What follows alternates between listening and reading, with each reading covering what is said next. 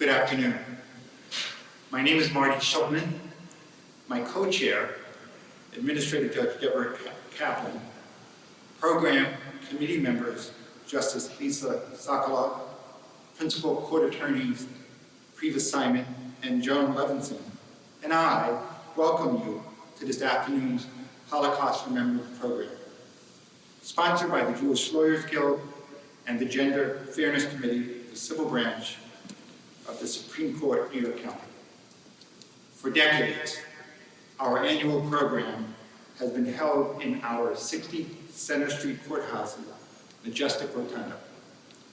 Due to the coronavirus and public health and safety concerns, this year's meaningful program and commemoration has moved online for the first time and is being broadcast via Zoom and YouTube.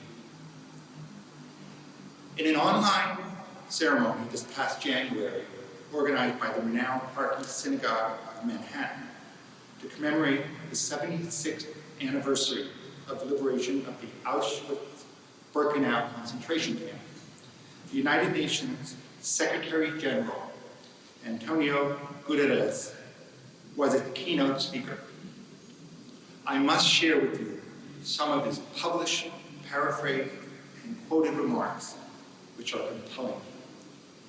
Mr. Guterres initially observed that although anti-Semitism found its most horrific expression in the Holocaust, it did not end there and continues to blight the world today. He stated, "It is sad, but not surprising, that COVID-19 has triggered yet another eruption of this poisonous ideology."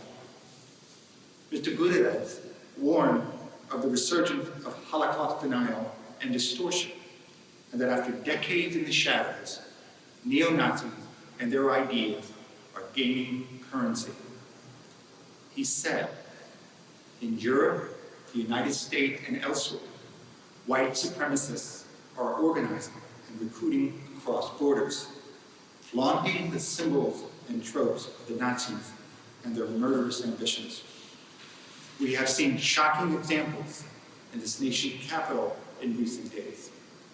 The Anti-Defamation League found that the American Jewish community experienced the highest level of anti-Semitic incident in 2019 since tracking began in 1979.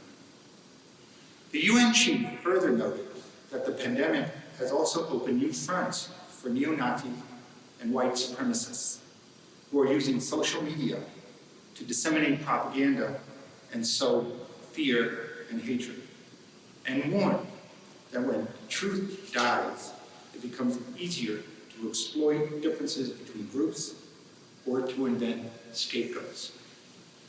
Referring to Holocaust denial, he said, "When the truth is just one version among many, lying becomes normalized, and history can be distorted and rewritten.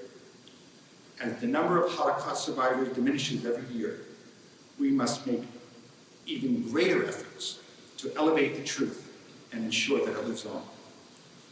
The Secretary General insightfully concluded, "History shows that those who undermine truth ultimately undermine themselves.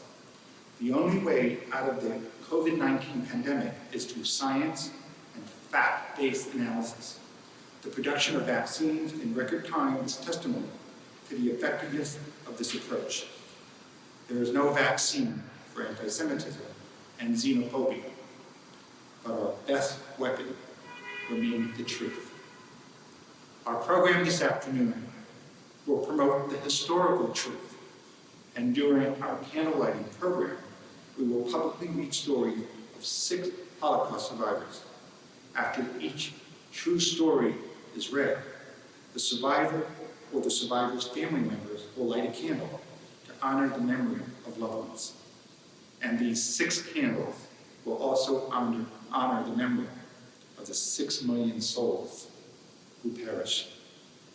We are honored and privileged to have the Honorable Deborah Kaplan, Administrative Judge of the New York County Supreme Court Civil Term, and our program's co-chair. who will read the stories and officiate the candlelighting ceremony. Justice Kaplan is a compassionate and extraordinary human being, and an extraordinary justice. My friends, Justice Kaplan. Hello, everyone. My name is Deborah Kaplan, and I'm the Administrative Judge here in the Supreme Court, New York County Civil Term. Welcome to our Holocaust Remembrance program, and thank you for being here. This is our first virtual Holocaust Remembrance program. I hope that next year we will be together again in the beautiful rotunda at 60 Center Street, but we did not want this year to go by without holding this very important event. First, I want to thank the Jewish Lawyers Guild, who co-sponsors this event every year. The Guild's invaluable participation and commitment to the program is so very deeply appreciated. I also want to thank the Gender Fairness Committee of this court, which co-sponsors this event. Committee members work tirelessly on this program each year. In particular, we owe a great gratitude to the Honorable Martin Schulman, who year after year dedicates himself to ensuring that this program is memorable and meaningful. Thank you also to Priva Simon, Joan Levinson, and the Honorable Lisa Sokolov for their exceptional efforts in identifying candlelighters and reviewing each lighter's story. It is an incredibly difficult job, as every word is so fraught with meaning and significance. And please know that the statements will be published in fuller version in the court's newsletter and in our website in the future. I would also like to acknowledge the SAR High School Choir, who will offer a musical selection. This very talented group of singers is always a most welcome addition to this program. Thank you to the Abud Aish Memorial Museum for providing a video presentation of an exhibition of child victims of the Holocaust. And we are very fortunate to have with us as our keynote speaker, Sammy Steinman, who was interned as a child with his parents in a labor camp in Ukraine. His story is an incredibly compelling one, and we are grateful to him for sharing it with us. More than 7 decades have passed since the persecution and annihilation of European Jewry by Nazi Germany and its collaborators. Others, too, suffered, were dehumanized and killed between 1933 and 1945, including gypsies, people with mental disabilities, Poles, members of the LGBTQ community, Jehovah's Witnesses, Soviet prisoners of war, and political dissidents. The number of survivors and first-hand witnesses is gradually diminishing, so we must do all we can to keep their memories alive and to remember those who perished in the Holocaust. That is why we come together each year. We give voice to the murdered millions. We share the experiences of those who survived the Nazi atrocities and vow to stem the tide of intolerance, prejudice, and racism in our own times. It is my great honor to share with you the moving and unforgettable stories of each of our candle lighters.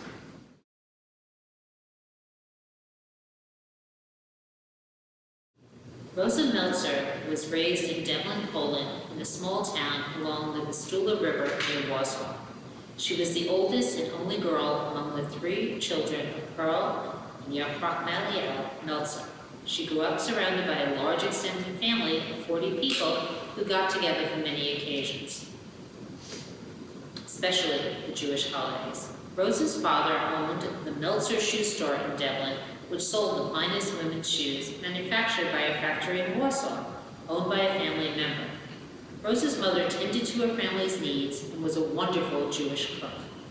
From a young age, Rosa went to a cheder where she learned Hebrew and Torah, as well as a public school where they learned geography, math, Polish, and other subjects. Rosa's father saw no future for himself or his family in Poland and was eager to move to what was then Palestine. However, as the Nazis started to invade Germany, and despite the warnings, Rosa's family never had a chance to leave. After listening to the radio and reading many Jewish newspapers, Rosa slowly learned about the war and the anti-Semitism that was spreading through Europe. Rosa was almost 19 on September 1st, 1939, when the war broke out. Germany attacked Poland and bombed many towns, including Dublin, over a period of just a few weeks. Restrictions were imposed, including prohibitions against Jews traveling or even leaving the city. The Germans soon built a ghetto in Dublin, encasing Rosa's own house. In May of 1942, the Nazis entered Dublin with loudspeakers shouting, "Judenrasse, Judenrasse!" Rosa's family was terrified of the Germans, seeing her father's long beard, which he had been hiding with a scarf to make it look as though he had a toothache. His beard was extremely important to him and part of his Jewish identity.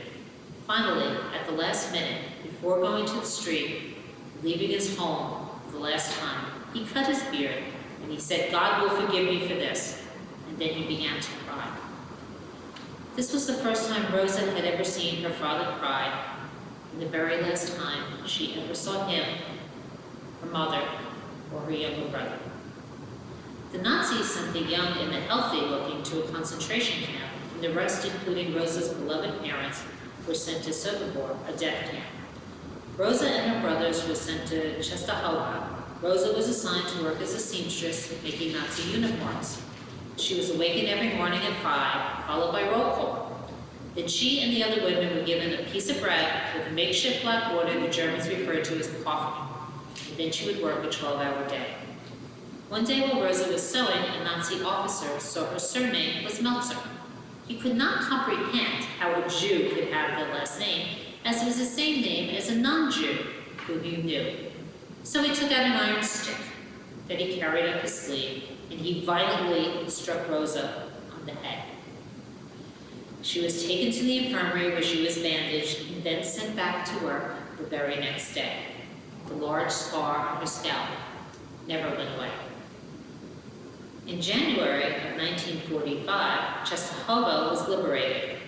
As it was January in Poland, Rosa's brother Moshe was freezing. He heard someone tell him there was a warehouse that held all the clothes that the Jews wore into the camps. And Moshe ran to the warehouse and pulled out a random coat for the darkness. Thousands were trying to get in, but Moshe was trying to get out. Someone with a torch came in and accidentally lit the entire warehouse on fire. Meltzer used all of his strength to get out of the burning warehouse with the coat still in his hands. Later, when he looked at the name of the coat, it read, Rosa Meltzer, and contained their family photos. Rosa and Moshe were reunited following the liberation. Sadly, their younger brother did not survive. They returned to Dublin, but there was no one left. As Jews, they were told to go to the newly opened displaced persons camps in Germany. Nathan Schenker grew up in Loeb, Poland, one of 6 siblings. When the Germans entered Loeb in 1939, they issued a proclamation requiring all Jews to wear a Star of David with the inscription, Jude. Nathan had family living in Germany who told him what was happening there. They knew it was only a matter of time before it hit Loeb. Starting in November of 1939, the Germans forced all the Jews of Loeb to relocate from their normal residences to a ghetto, an area designated and surrounded by barbed wire with security guards posted every 30 feet. There were 168,000 Jews forced into the ghetto, which was built in the poorest and most elaborated section of their town.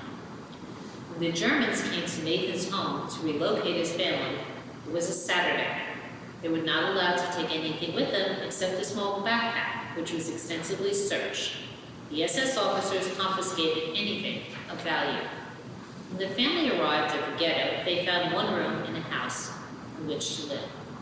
Nathan lived in that room with his parents, his 4 siblings, as his older brother had escaped to France and later Israel, as well as uncles, aunts, and several cousins. On April 30th, 1940, the ghetto was officially sealed, and no one was able to leave. Everyone in the ghetto was assigned a job. Anyone aged 5 and older was given a ration card.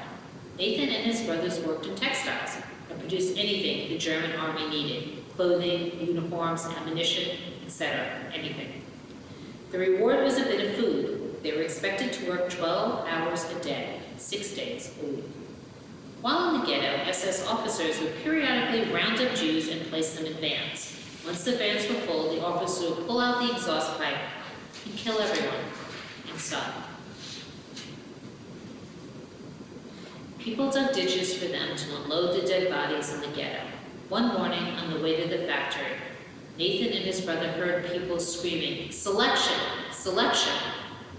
and everyone started running away. Nathan and his brother found a small opening in the ceiling of a house and stayed there for hours, hoping not to be found. His sisters were caught, but luckily later were able to escape. Nathan served as a family volunteer to leave the ghetto to work in Germany, in farms and factories. If you did not volunteer, they chose. It was demanding work. 1,000 people left, and only 151 returned in 1943. Upon return, they were supposed to be transferred to Auschwitz. Instead, by mistake, they were sent back to the ghetto and to the ghetto prison. Nathan was able to send word to his family that he was back. His brother, who was now head of the textile factory, sent a note saying that Nathan was a textile worker and was needed very much at the factory. Nathan was then released, but he was so emaciated at the time, he could not even walk. Upon Nathan's return, he taught his siblings how to survive if they were ever taken from the ghetto. Volunteer for work, do not be lazy, keep working, never sit. These principles saved his life. In August of 1944, Nathan's family were advised that the ghetto was being closed and everyone was being relocated to labor camps. The Germans would load 80 to 120 individuals at a time into a small cattle car. They were not fed before they were put on. They were only given a small piece of bread when they got into the car. There was a 5-gallon empty pail for toileting. There was no water. The car was so packed that no one could even sit. They were in the car for 2 days as they were transported to Auschwitz. Of the 168,000 people that entered the ghetto, only 48,000 people survived. Nathan's parents did not. When Nathan and his siblings arrived at Auschwitz, they were told to line up. People were then directed to go left or to go right. The left side was an open field. Those individuals were told to undress and then taken inside a building. When the building was filled to capacity, the doors were locked, a hose opened, and the gas was released. Those that were told to go to the right, including Nathan and 2 of his brothers, were shaved, undressed, hosed down with ice-cold water. They were then counted and given clothing that was intentionally the wrong size. They were not given any food or water on that day. After a few days, they were taken to Dachau. Then he and his siblings continued to work hard and volunteer for kitchen work, railroad building, or machinery operation. They were given a small piece of bread each night, which was to last them the whole day. One of Nathan's brothers died at Dachau. In 1945, it was liberated. When the army entered, they shot the guards in front of the camp. At that moment, Nathan felt reborn. They were given food which had to be eaten very, very slowly, as their bodies were not used to having food. Those who survived Dachau were transferred to displaced person camps where signs were posted with names of individuals who had survived. Nathan saw his 2 sisters' names. They were liberated and had survived Bergen-Belsen, although Nathan's younger sister was in very bad shape. Dr. Mengele had experimented on her. She was never able to have children. At one point, Nathan returned to Lod, but he didn't even recognize his neighborhood anymore. While there rummaging through his home, he remembered that his mother hid certain valuables. He was able to locate his mother's candlesticks that she lit every holiday and every Sabbath. They were handed down from her grandmother. It was at the DP camp that Rosa and Nathan met. They got married, they had a son in Germany, and it was both of their dreams to live in Palestine. They left Germany together with Nathan's sister and brother for Palestine in 1948, around the time of the establishment of the State of Israel. In Israel, they had 2 daughters. Life in Israel was not easy, and Nathan decided to join his brothers and sister in the United States. In 1960, they moved to New York with barely any money. Not having an education, both Rosa and Nathan worked at various factories. Despite all that they endured, Rosa and Nathan never lost faith or hope. They lived in the will and determination to live and to survive. It is that hope and faith that they instilled in their children and grandchildren. Nathan passed away in 1999. Rosa passed away in 2003. They are survived by their 3 children, Jack, Panina, and Rachel. They have 3 grandchildren, one of whom is Lauren Edelman, a court attorney in the law department here in Supreme Court. Lauren and her husband Eric have 2 sons who are named after her grandparents, Nathan and Jacob Ross. Every Shabbat and every holiday, Lauren lights the candlesticks that Nathan found and Rosa passed down to her mother Rachel and ultimately to her. Her first candle lighter is Lauren Edelman, who lights a candle in honor of Rosa and Nathan Schenker.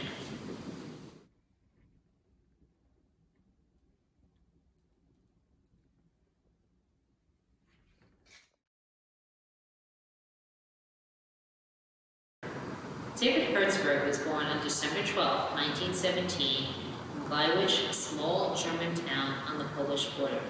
His father, Fizel, owned a successful candy business. His mother, Hannah, was a homemaker who raised David and his younger siblings, Luba, Moses, Zoriel, and Shmuel.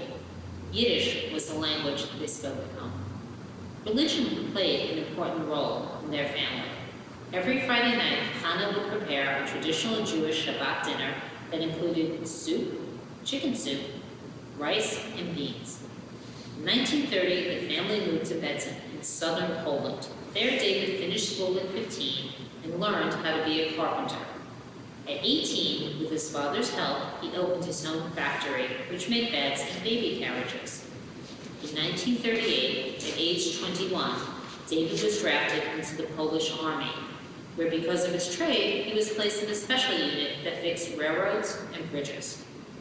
On September 1st, 1939, when Germany invaded Poland, David's platoon hid in the woods in Luck, Poland. The Russians captured the platoon and jailed them in Russia. After 3 weeks, the Russians released David and the other men.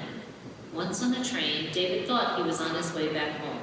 However, he ended up in the hands of the Germans and was taken into a Stalag 8 cell in 1940. As a Jewish prisoner of war, David grew very concerned that he would never return home. Fortunately, he and his family were able to correspond, and after half a year, he was released and able to make his way back to Bedzin. On his return in 1941, David immediately noticed that things were very different. There was a large presence of German soldiers, a Judenrat was established, and all Jews had to wear a yellow star on their clothing and abide by strict curfews. In 1943, a German major came to Bedzin seeking a carpenter to make windows and floors for a factory he was building. He contacted the Judenrat of Bedzin, who in turn sought David for the job. They said David could take one of his brothers with him, and that both would return home after 6 weeks. David chose Zoriel, and they left Bedzin in 1943, April, the Sunday before Passover. Of course, they did not return in 6 weeks. It was the last time David saw his entire family. When David arrived in Koplowitz, Germany for the carpentry project, the major was not impressed. He expected his carpenter to be a strong and burly man. And even though David was not, he won the major over with his talent and his skill. It took David and Zoriel a year and a half to complete the job. In January of 1944, when the factory project was completed, the SS took David and Zoriel to Blachau, a satellite of Auschwitz. There, the prisoners slept in barracks, and David shared a bed with his brother. All the prisoners woke up at 5 a.m. for a 12-hour workday. David and Zoriel were assigned the task of making bunkers.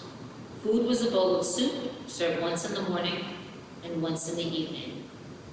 In January 1945, the brothers were sent to Mauthausen. Mauthausen was a living nightmare. They were awakened at 4 a.m., fed only once daily. In May of 1945, David and Zora were forced on a march out of the camp because of an Allied advance. On May 5th, 1945, they were liberated by the Americans. Despite liberation, Zora passed away. David spent 5 weeks in a hospital, not knowing if he would even survive.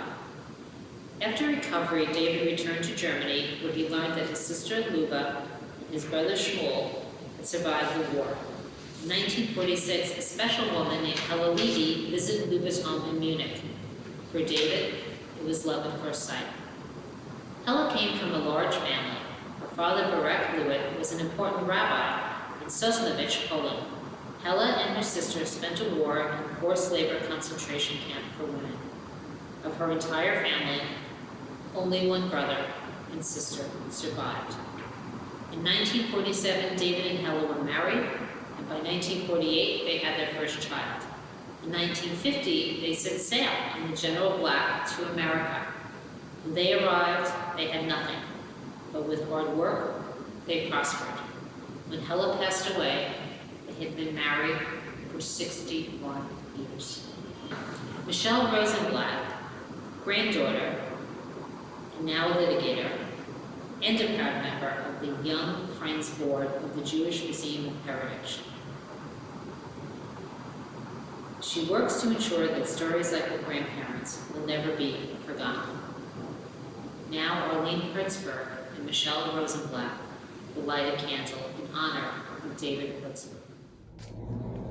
And this is to honor Grandma and Grandpa and all those who lost their lives during the Holocaust.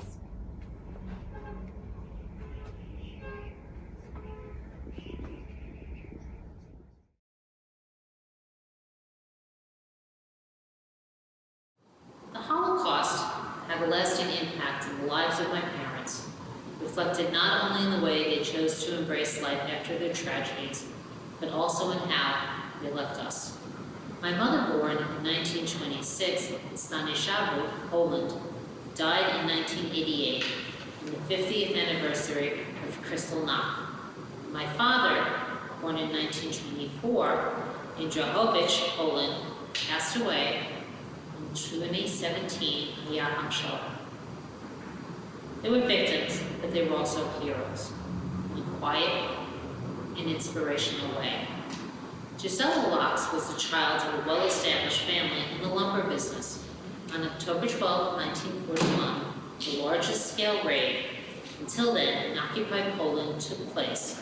Some 12,000 Jews were murdered, including Gisela's grandmother, whom she saw tossed out of the window in her wheelchair. This was just the beginning. Over time, Gisela lost all 34 family members. She was missed by luck in a roundup, escaped the ghetto, and obtained false Aryan papers in another town. Gisela was liberated by the Soviets, who told her they had a new home for orphans like her. But she escaped the transport train at the German-Polish border and made her way to a displaced persons camp, Farnwald, near Munich, where she found work with the UN Relief and Rehabilitation Administration. My father, Oscar Littman, came from a family of merchants. The war broke out on his 15th birthday. When the Germans invaded in 1941, he got on the last train east, bidding what he thought was a temporary farewell to his mother. He was never to see her again, and lost many others, including an uncle who had been awarded the Iron Cross in the First World War for saving the life of Kurt von Schuschnigg, the future Chancellor of Austria. Oscar ended up deep in the Ural Mountains and enlisted in the First Polish Army, part of the Second White Russian Front, which took him to Warsaw and to Berlin. After liberation, facing continued anti-Semitism in Poland, he smuggled his way into the U.S. occupation zone of Germany and landed in a displaced persons camp. There on a street corner, Oscar met Gisela. He asked her out on the spot. Eventually they arrived in New York, where they started a family. Their love helped heal them both. They understood one another beyond any words. They taught me and my brother to always look forward, that no matter how bleak things may be at the moment, there is always hope. Late in their lives, both parents finally fulfilled their delayed dreams. When I went to college, my mother also decided to enroll. She passed the high school equivalency test, finished her Bachelor of Arts in Psychology in under 2 years, and while working for the New York Association of New Americans, completed her master's degree in social work. She later worked with troubled adolescents in the New York City school system.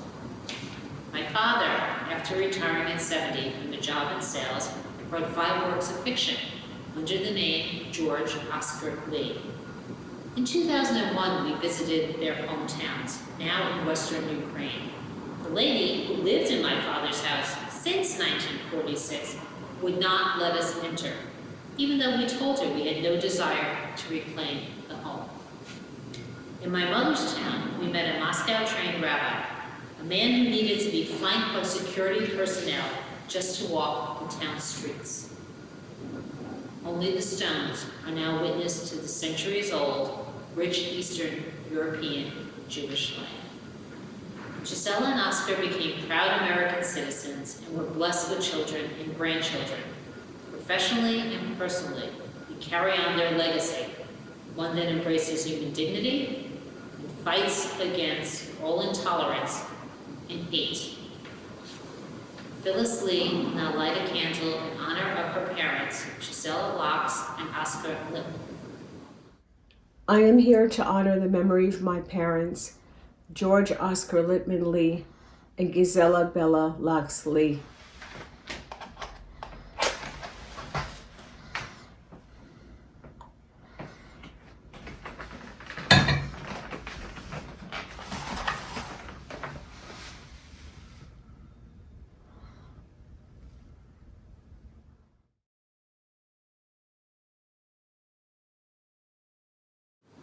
Joseph and Charolta Jakubowicz lived in Kaloce, a fairly large city on the Labarek River in eastern Slovakia. They were both educated. Before World War II, the town had a beautiful synagogue with a large and active Jewish community. Joseph, a successful and respected merchant, was one of the most generous philanthropists and benefactors in the Jewish community. He served as an elder in the synagogue. Every Friday, less fortunate synagogue members were invited as guests to their Shabbat dinner table. Joseph and Charlotta had 2 sons, Bella, born in 1914, and Zoli, born in 1916.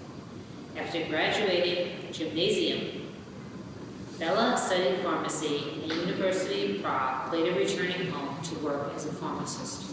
Zoli chose not to pursue a degree, but instead joined his father's business. William and Teresa Kovac lived in a rural farming community called Nova Ves in southern Slovakia. Teresa's maiden name, Firenze, appears in local land ownership records as far back as the early 1700s. They owned a large piece of farmland, livestock, fruit orchards, a vineyard, and forest lands, and worked the land and ran the only tavern in their village. Although not as rich as the Jakubowicz, the Kovacs had a comfortable lifestyle. The land produced crops and animals to sustain them and make all the wine, a slip of its brandy, and the other spirits that were needed for the operation of the tavern. The Kovacs were the only Jews in the entire county. There was no synagogue in which to pray or even tent for a minyan. They practiced Judaism quietly in their own home, and many in the community may not have even known that they were Jewish. The Kovacs got along with all of their neighbors. William was a respected member of the community and popular with the men who would congregate in the tavern daily, as it was the main meeting place to drink, to celebrate, and to conduct local politics. The Kovacs had 2 beautiful daughters, Urtzi, born in 1918, and Barbara, born in 1922. Both girls attended a local elementary school through the 5th grade, and then were sent to a larger town to continue their education. When laws were enacted in Slovakia in 1939 that barred all Jews from pursuing any academics beyond the basic elementary school education, the girls were forced out, crushing their dreams of becoming teachers. On March 15, 1939, Nazi Germany invaded and occupied all Czech provinces. On the same day, Slovakia's provincial government proclaimed Slovakia as an independent state under the leadership of Catholic priest Joseph Tiso, whose followers established a fascist, one-party dictatorship aligned with Hitler. Even though the Kovacs did not fear the locals, when things got tougher and news of violence against the Jews started to spread, William sent Ötzi and Barbara away to protect them from any possible harm, including sexual violence.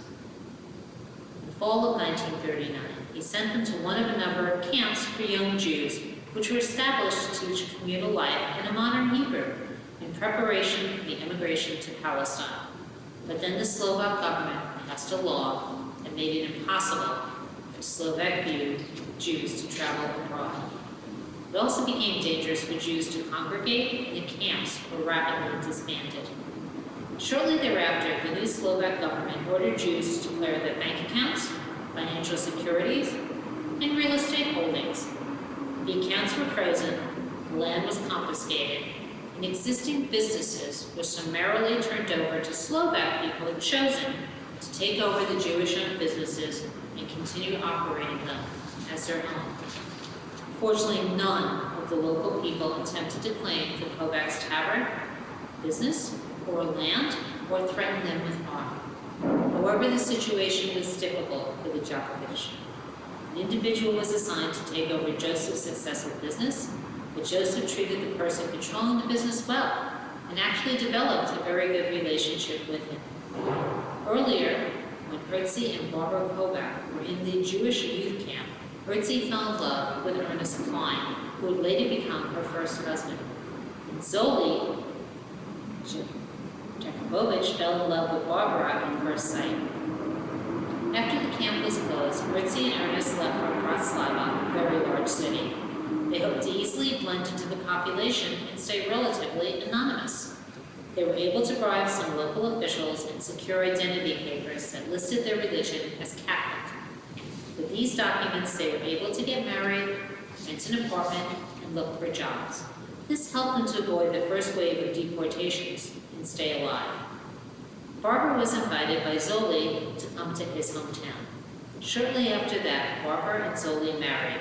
Zoli's brother Bella married Zora, who later took the name Majinka Nefridu. They all lived together in the Chekhovich home. When the news leaked that the Germans were systematically killing the Jews, rather than assigning them to German factories and labor camps, Tiso ordered a halt to the deportations, which lasted from October 1942 until the end of September 1944. After the first wave of deportations ended, things got calm. Unfortunately, calm did not last long. With the Red Army rapidly closing on the Germans from the east, certain elements of the Slovak military, together with the Slovak underground resistance and voluntary partisan fighters, staged what was called the Slavic National Uprising. Heavy fighting started against Germans in August 1944 and lasted over 2 months. After the uprising, the second wave of deportations commenced and were carried out exclusively by German occupation troops. Certificates of exemption were no longer recognized by Germans, and many people were rounded up and immediately shot or transported to nearby concentration camps in Poland. Forged documents and bribery no longer worked. The only way to survive was to avoid getting caught. William and Teresa Kovac went into hiding, first with a neighbor on his farm, later fleeing into the mountains where they stayed with the partisans under horrendous conditions and in constant fear that they would be caught by the Germans.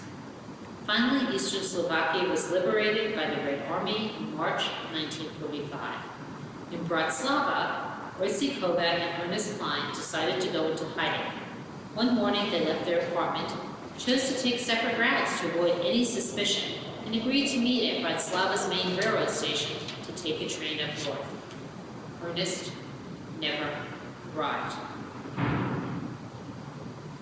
He and several other Jewish men were captured by German patrol, taken to a local detention center, and sent by train to Auschwitz, where they were killed on arrival.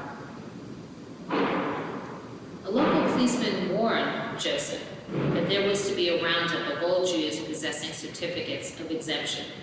His family had just hours to mobilize and leave, but luckily Joseph was prepared.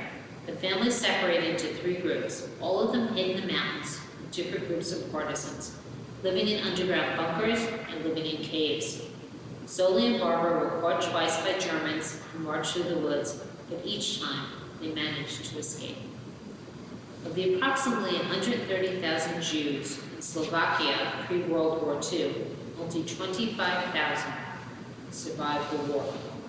Shortly after the end of the war, the Jakubowicz family changed the family last name to Jarecki, hoping to erase their past and to conceal their identity and ethnicity. The Jarecki parents, Joseph and Charlotta, stayed in their hometown, and Joseph died in 1953. Bella, their son, and his wife Ajinka also stayed. Ajinka was tragically killed in an automobile accident in 1968, one day before she, Bella, their son Halko, and Bella's mother, Charlotta, were scheduled to immigrate to Israel. Hertzie Kovac moved to Prague in 1946 and subsequently met her second husband, Andres Schnitzer, who she married in 1947. Andres was a pediatrician and received an employment offer in the Carlsbad General Hospital, which he accepted. He moved there with Hertzie in 1948. Their sons Ilan and Shraga were born in Karlsbad in 1950 and 1952, respectively. William and Teresa Kovac returned to Nova Ves, where they found their home, business, and farm in reasonably good shape, and continued to live there until 1949, when the communists confiscated all of the agricultural lands, the businesses, and the livestock, and left them only their home. They sold their home and moved to Carlsbad to live with their daughter Hertzie and her husband. When Hertzie, Andre, and their 2 sons decided to immigrate to Israel in 1964, William and Teresa refused to go due to their age and poor health. They stayed in Carlsbad and passed away in 1965 and 1966, respectively. Zoli and Barbara Jarecki moved to Prague in 1946, where Zoli earned a living as a newspaper journalist. In February 1948, there was a communist takeover in Czechoslovakia, and they were prevented from leaving the country. Although they made an attempt in 1964 to leave with their 2 children, their application was arbitrarily denied. Ultimately, the entire Jarecki family applied for U.S. refugee visas, and with the help of the Hebrew Immigrant Aid Society, arrived in the United States in 1968. Zoli and Barbara got off the plane in the U.S., knelt down, and kissed the ground. Zoli was required to give up his profession to enter the U.S. He spent the beginning of his new life in America sweeping floors in the McCormick Spice Factory, so his children could be free and openly Jewish. Many in the Jewish Lawyers Guild know his daughter, Jane Sackheim, the founder of Diamond Court Reporting. Although Zoli and Barbara have passed, they are survived by Jane and George and their spouses, 4 grandchildren, and 4 great-grandchildren. Jane Sackheim will now light a candle in honor of the Jakubowicz and Kovac families.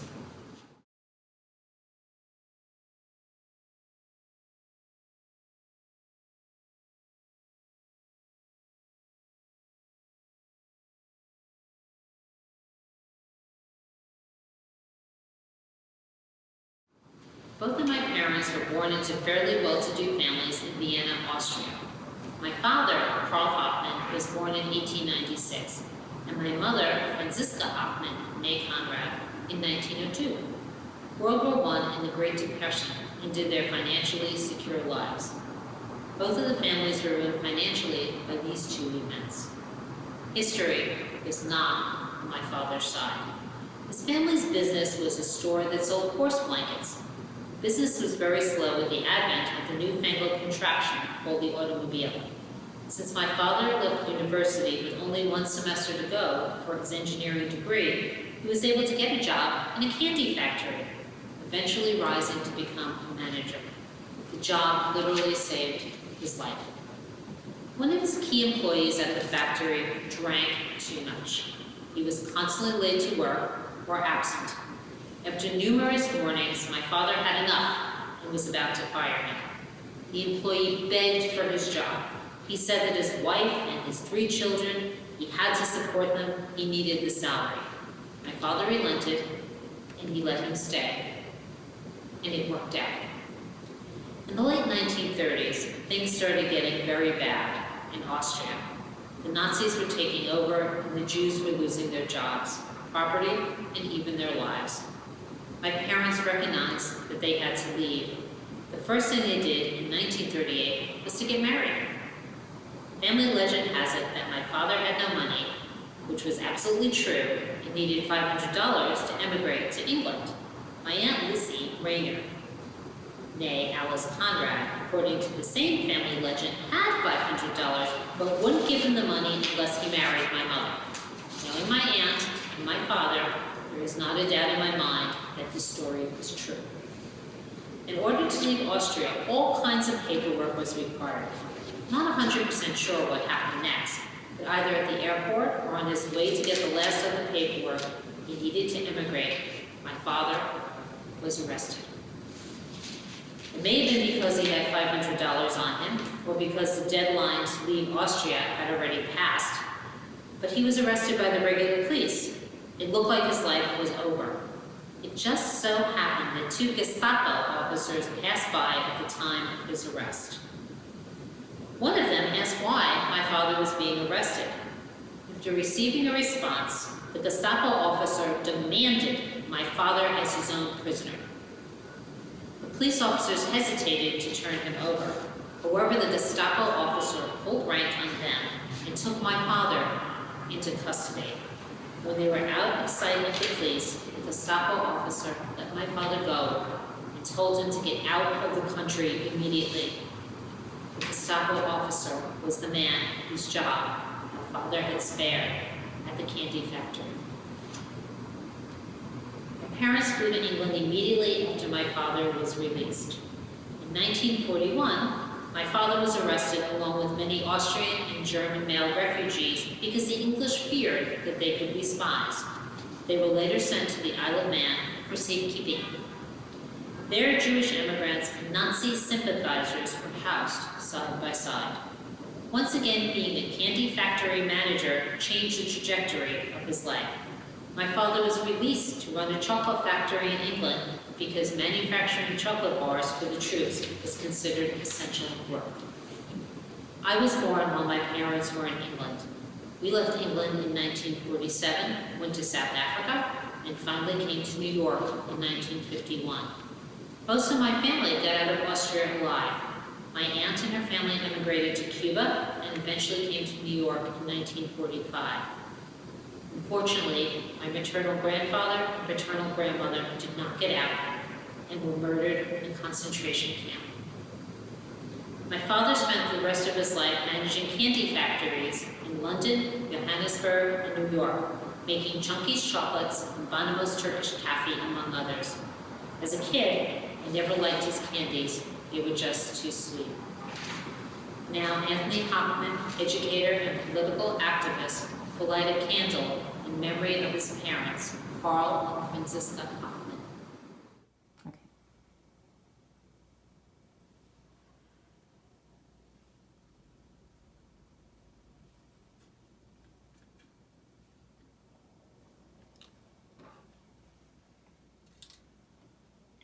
My name is Anthony Hoffman. I'm lighting these 4 Yitzhak candles in memory of my parents, Carl and Franziska Hoffman, and 2 of my grandparents who were murdered in the Theresian concentration camps, Herman Conrad and Hedwig Hoffman. May they all rest in peace. I saved this story for last.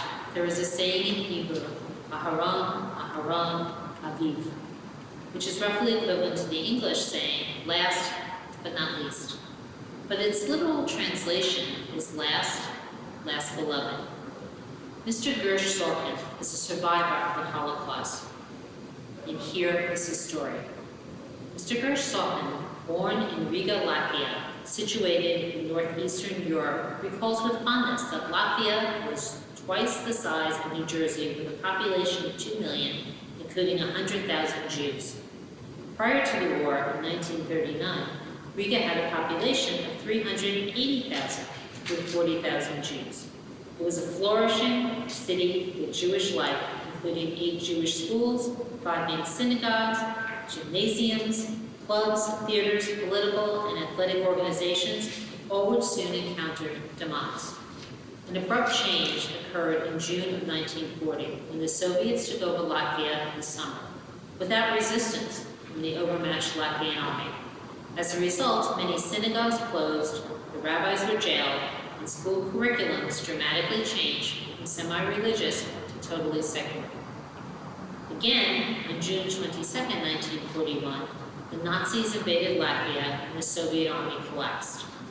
Mr. Sorkin's father realized that it was important for his family to flee, despite the lack of organized transportation.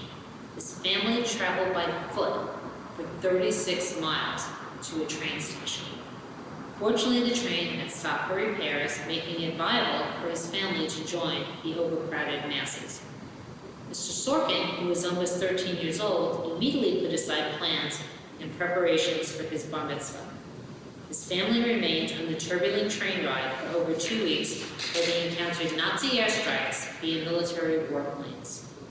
Eventually, they arrived safely deep in northeastern Russia, in the middle of nowhere. Mr. Sorkin and his family were sent to a village about 50 miles south of the train station. Here, food was rationed, and the family starved. Mr. Sorkin was hospitalized for 2 weeks, near death, from starvation. In September of 1941, Mr. Sorkin's father and oldest brother headed to Uzbekistan, where his father was able to secure employment. The winter of 1941 to 42 was extremely cold and frigid, effectively stopping the Germans. Sadly, Mr. Sorkin's father developed typhus and died in January 1942 at age 46.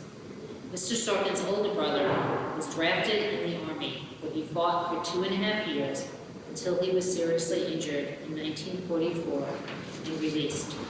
In 1945, after the war, at age 16, Mr. Sorkin returned to Latvia.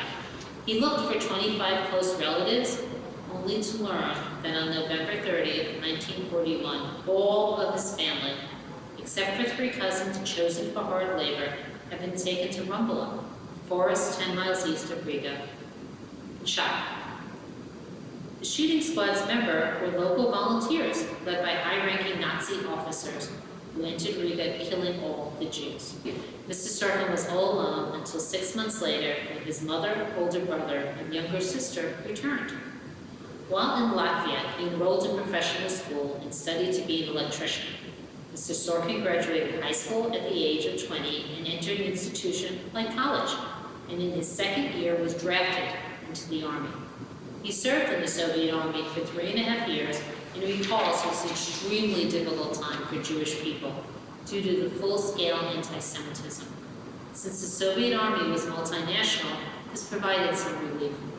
In 1960, Mr. Sorkin graduated college with a degree in engineering. He worked for a long time in a factory, developing new models of radios, and even worked his way up to project manager. Mr. Sorkin explained that the ambiance in Latvia was milder than in Russia because the Russians were the occupants. In 1992, the Soviet Union collapsed, and Latvia became an independent country. At this time, the Latvian economy fell apart and many factories closed. Mr. Sorkin, along with many others, were laid off. One of Mr. Sorkin's sons, who left the Soviet Union in 1988, made his way to America and worked as an engineer. In 1992, Mr. Sorkin and his wife came to America and settled near their son in New Jersey. Our final candle lighter will be Mr. Gersh Sorkin, survivor.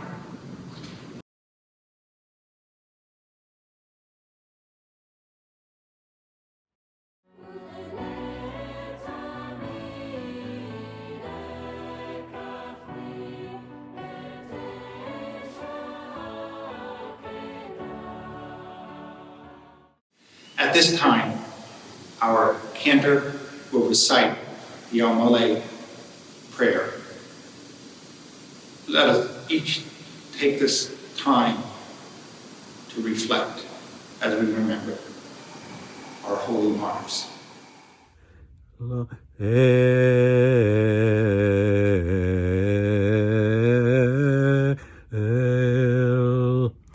El Molid Achamim, Shoichein Bamaroimim, Hamatzei Menucha Nechona,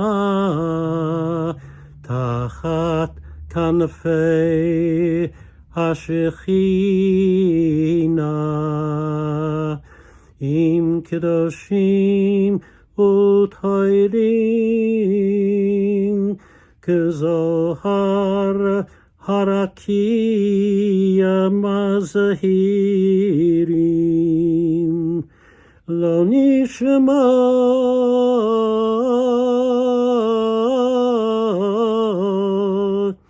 Yakireinu Shehalachu Began Eden Tahei Menuchatam Ba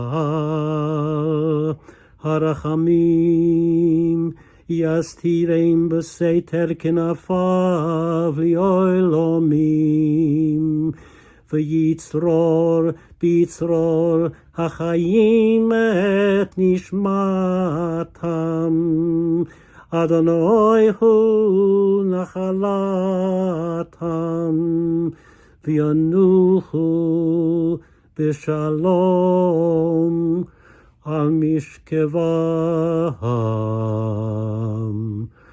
v'nomar Amen. Our keynote speaker, Sammy Steigman, was born in Chernovitz, Bukovina on December 21, 1939. From 1941 to 1944, he was interned with his parents in the notorious Mogilev-Podolsky labor camp in Ukraine. As a child prisoner, too young to work, Sammy was subjected to Nazi medical experiments. Starvation was rampant in the camp.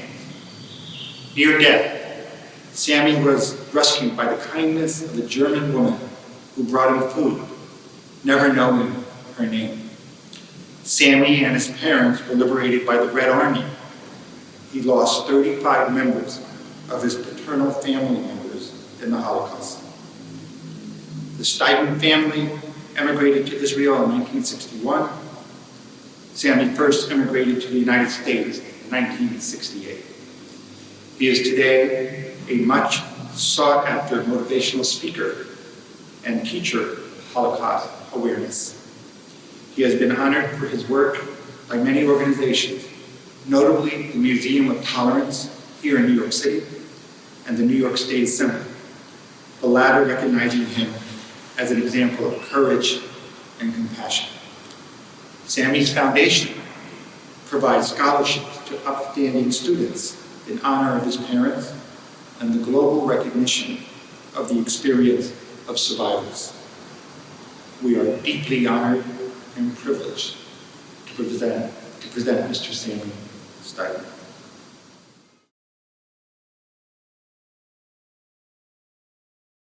Hi, everybody. My name is Sammy Steigman. I am very humbled and honored to speak to such a distinguished audience. I belong to two generations. I'm a Holocaust survivor, but I'm also a child of Holocaust survivors. Before I go into telling you my story, I want to talk about something else. I live in Manhattan. I live alone, And for the past year, for practical purposes, I was in house arrest. However, my positive outlook on life has sustained me during this difficult period of time, as well during my entire life. However, there is another virus that is much more dangerous. This is the virus of bullying, bigotry, anti-Semitism, hatred, and ideology. It cannot be eradicated. The only way that we can combat it is only through education. But I want for everybody to understand what education means to me. It's not memorizing that 11 million people were murdered, of which 6 million were Jews. It is to understand how is it possible that ordinary Germans and people from all over the world were convinced that it was required to annihilate one group of people. At the same time, education is also to learn how to spot the signs of history that are repeating themselves today. My mission in life is can be summarized with one word, emet. And this is to educate the next generation by presenting them with historical facts, to motivate them to be the best that they can be, to empower them to become active, upstanders, and to teach them about tolerance. Tolerance has different meanings for different people. In my case, it's accepting other people's opinion, other people's culture. The one other fact I want to give is to give an example how this was the education is in the United States. Nearly 20% of the millennials in Gen Z in New York believe that Jews caused the Holocaust. And people are completely unaware, and they cannot name a single concentration camp or ghetto. I do not use names, but I do attack what people say. And somebody has said, a leader of our country, that Holocaust is happening in the world. And that is a complete lie.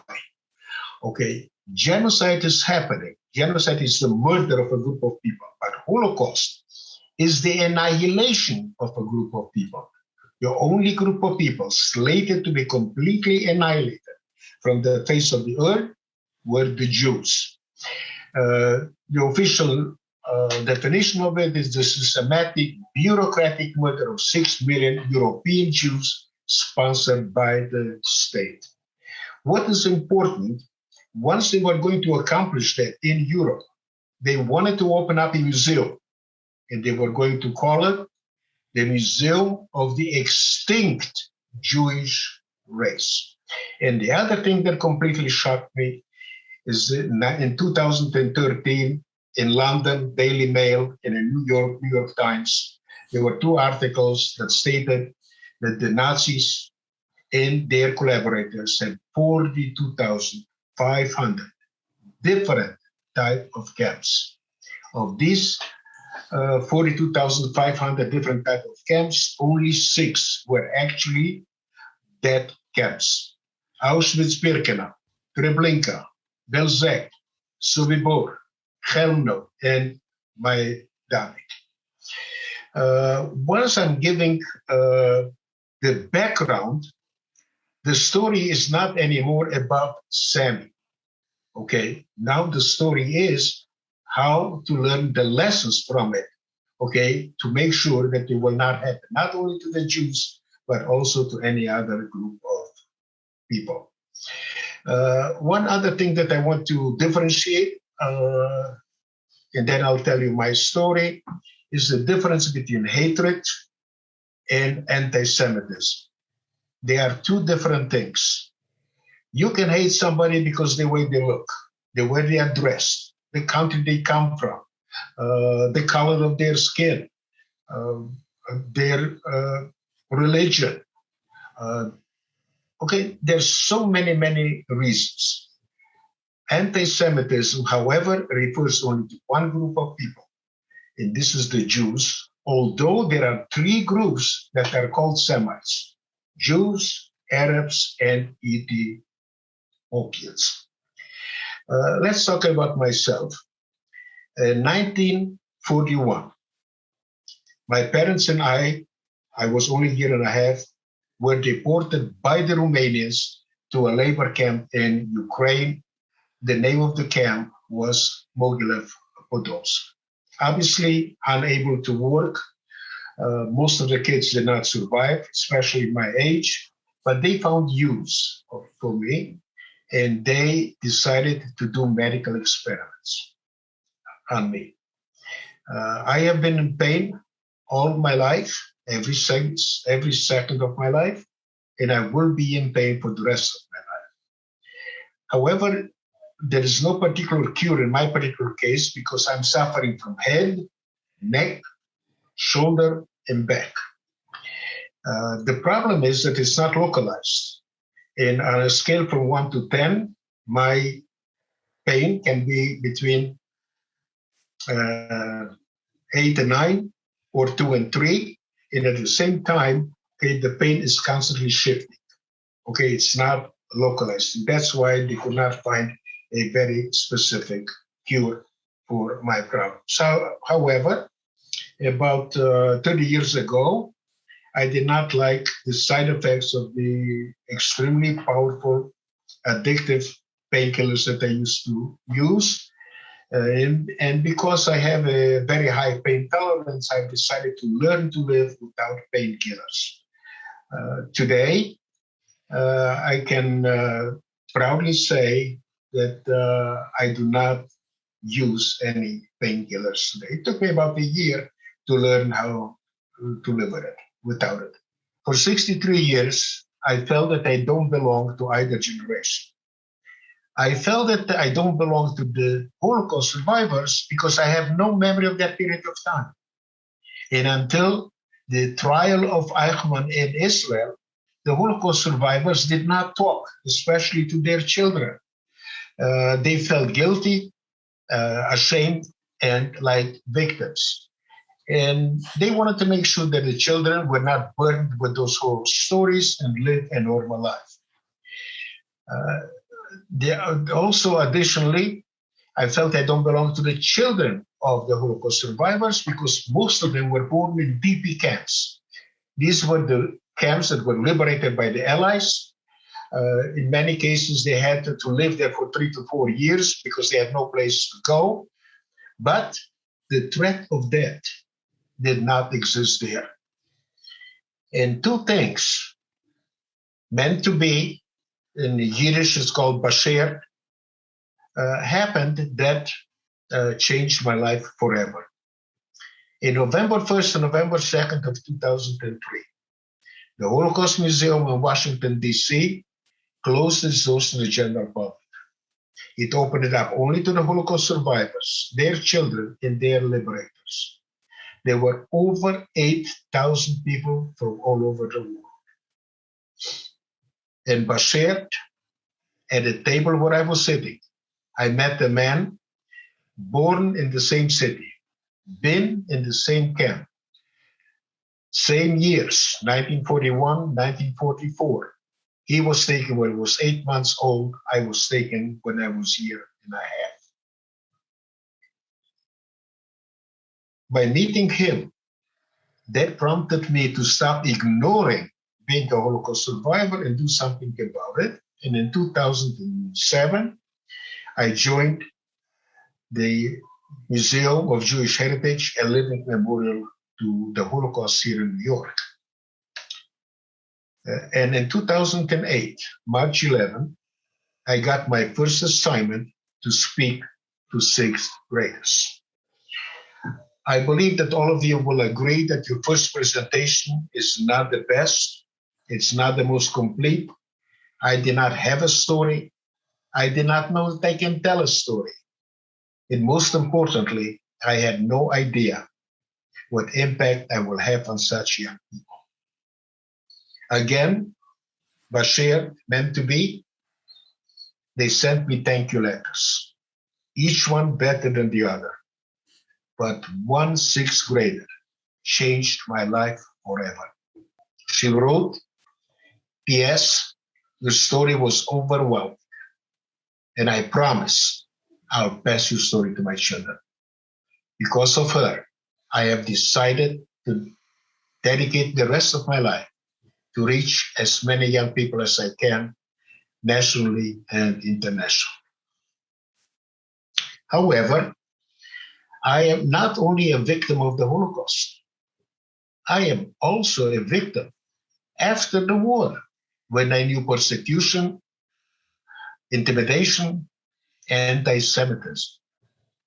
I am not only a survivor of the Holocaust, I'm also a survivor of life challenges.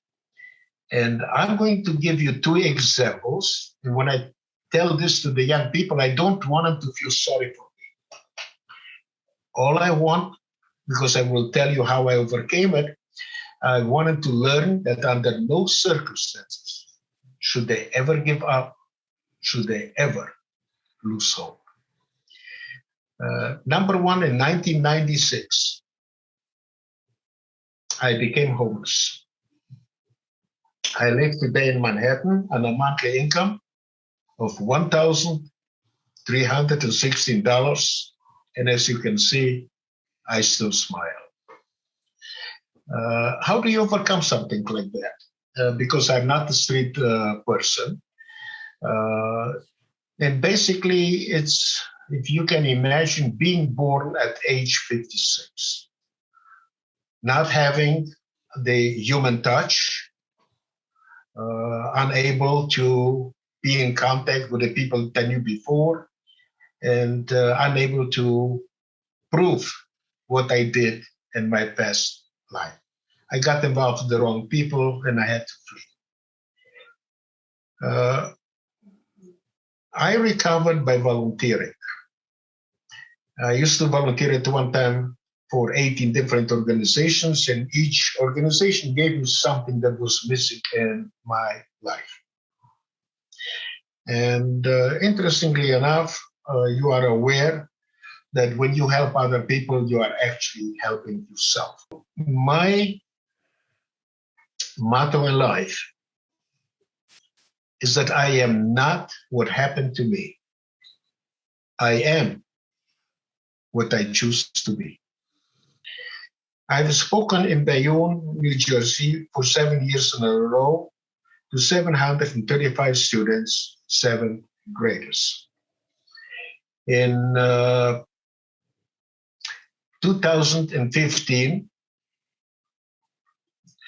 May 6th, a reporter was there and wrote a very nice article. 2 days later, the neo-Nazis picked up that article word by word.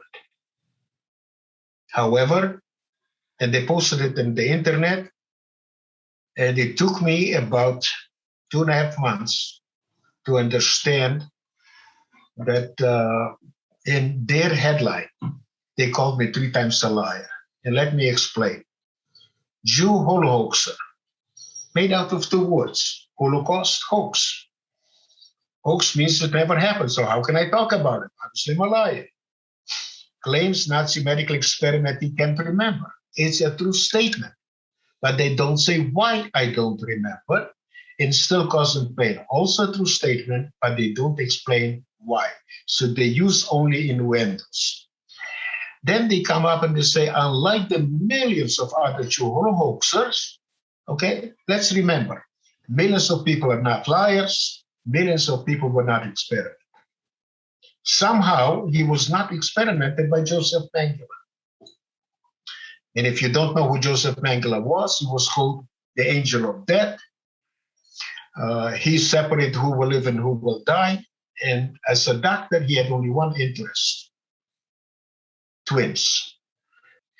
And finally, they also call me a lying crab. And I teach the young people not to call any human being or any group of people by the name of an animal, because that is called dehumanizing. when you dehumanize a person or a group of people, this is a license to hurt them. I will end here.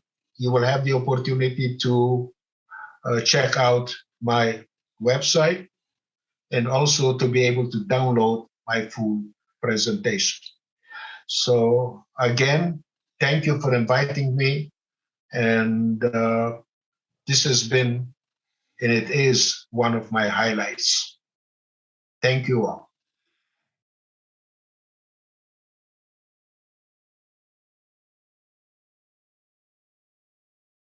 My name is Dr. Henry Lustiger-Thaler. I'm the Chief Curator of the Ahmed Aish Memorial Museum in Brooklyn. This short exhibit overview portrays children and their rescuers during the Holocaust and its immediate aftermath. Jewish children died by the hundreds of thousands from hunger and disease before deportation to the death camps. As many as 1.5 million Jewish children were murdered by 1945. Escape to safety took several forms. The Kindertransports to Britain, children hiding in convents and monasteries. These stories speak of a tremendous loss of innocence and acts of resiliency through the eyes of a child. Rabbi Dr. Solomon Schoenfeld was instrumental in rescuing Jews prior to and after the Holocaust. He helped organize the famed Kindertransports to Britain, saving the lives children fleeing Nazi persecution.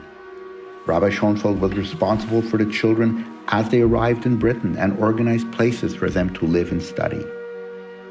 After the war, he traveled to Poland, as well as other countries in Europe, to help children who survived the camps.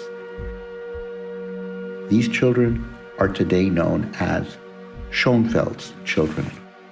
Julius Steinfeld, in the Jewish tradition of the Stadtlen, an intercessor for local Jewish communities, helped Jews emigrate from Austria.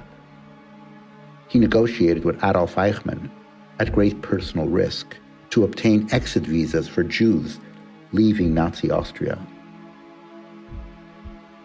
In coordination with Rabbi Schoenfeld, Steinfeld was instrumental in the arrangements for the Austrian Kindertransports, where children were sent from Vienna to England.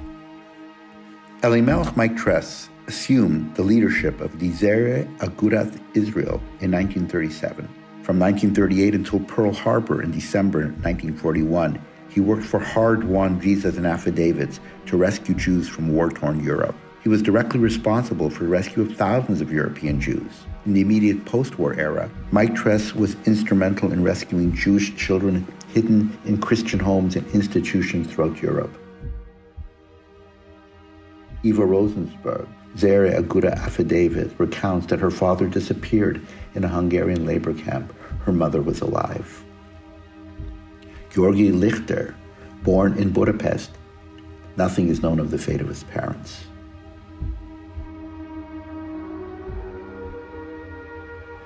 Fanny Gluck is registered, born in Budapest, father deported, mother alive.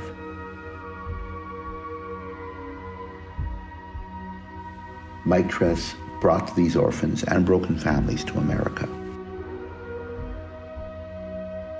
The Nazi regime created over 1,000 ghettos in Central and Eastern Europe. Open ghettos, closed or sealed ghettos, destruction and extermination ghettos. In this exhibit, we focus on the ghetto experience of children and their families.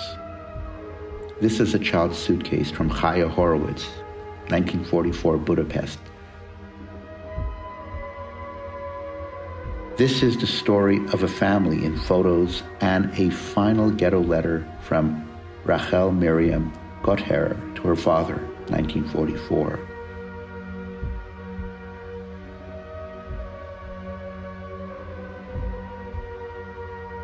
An anonymous survivor paints this work from memory, the memory of a young girl in the Warsaw Ghetto selling firewood.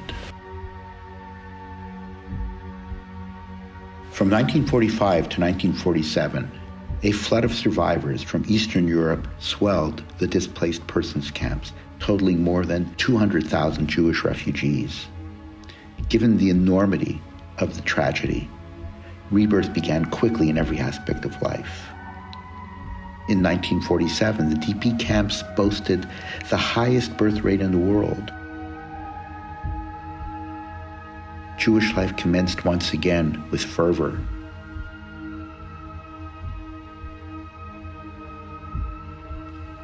This is an infant tunic sewn in the Heidenheim DP camp by Vega Itkowitz for her son Yaakov Zev. On display is a child's hat sewn for Sarah Laufer David by her mother in 1947. From the detritus of the Holocaust to the rebirth of the DP camps, the resilience of Jewish history continues. We conclude our Holocaust Remembrance program presenting the SAR Choir. Under the leadership of Rabbi Kenneth Burma, the SAR Choir is SAR High School's premier singing ensemble. Students rehearse weekly to prepare material for in-school and out-of-school performances. Students sing a diverse repertoire of traditional and contemporary music, both accompanied and a cappella. Performance highlights include singing at the annual SAR School Dinner, SAR's Nashir Choir Festival, the Mickey Marcus Memorial at West Point Military Academy, and here at the New York State Supreme Court. My friends, the talented SAR. Last night I had a dream I was in heaven. It was a dream like none I've ever dreamt. Last night I was in heaven, and this dream was surely heaven sent. I met my puppy, my Sadie, my host family. I heard 6 million voices calling out to me, and they all came to greet